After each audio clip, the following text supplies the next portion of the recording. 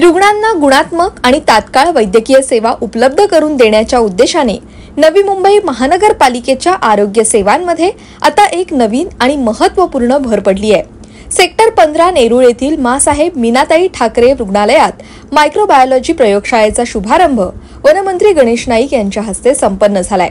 या प्रसंगी आमदार मंदा म्हात्रे, महापालिका आयुक्त डॉक्टर कैलास शिंदे, माजी खासदार संजीव नाईक, माजी नगरसेवक, माजी नगरसेविका, पालिका अधिकारी, रुग्णालय स्टाफ आणि इतर मान्यवर उपस्थित होते।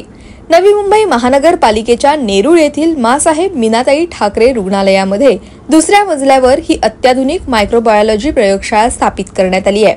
ही प्रयोगशाळा उभारणीसाठी आदित्य बिर्ला फाउंडेशन यांच्या मार्फत प्राइड इंडिया संस्थेच्या सहयोगाने 80 लाख इतका CSR निधी उपलब्ध करून देण्यात आला असून ही मायक्रोबायोलॉजी प्रयोगशाळा नवी मुंबई महानगरपालिकेच्या आरोग्य सेवांना अधिक सक्षम आणि अद्ययावत बनवण्याच्या दिशेने उचललेलं एक महत्त्वाचं पाऊल आहे। सदर मायक्रोबायोलॉजी प्रयोगशाळेत blood culture, urine culture, stool culture, fungus culture, throat swab culture आणि इतर तपासण्या करण्याची सोय उपलब्ध असणार आहे। यामुळे नवी मुंबईकरांना आता संसर्गजन्य रोगांवर वेळेवर आणि प्रभावी उपचार मिळणं शक्य होईल। तसंच यावेळी मंत्री गणेश नाईक यांच्यासह उपस्थित मान्यवरांनी रुग्णालयात उभारण्यात आलेल्या केमोथेरपी वॉर्ड तसंच कॅन्सर रजिस्ट्री आणि तपासणी विभागाची देखील पाहणी केली आहे।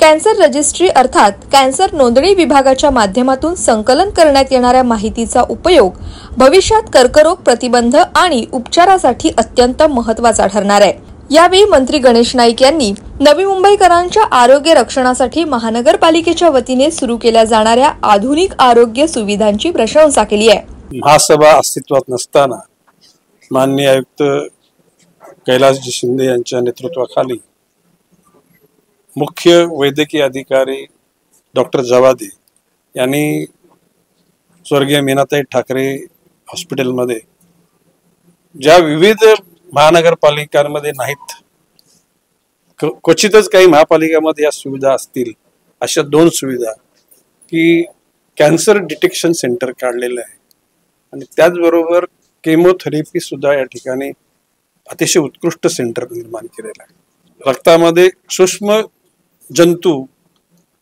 गेल्यानंतर भविष्य काळामध्ये माणसाचं शरीर पोखरलं जातं, ते शोधण्याची सुद्धा त्या ठिकाणी लॅब तयार केलेली आहे आणि ही निश्चितपणे महानगरपालिकेचं प्रशासन जनताभिमुख आहे याचंही लक्षण आहे आणि भविष्य काळामध्ये अशा गोष्टी जनतेकरता अधिक निर्माण होतील असा विश्वास व्यक्त करतो।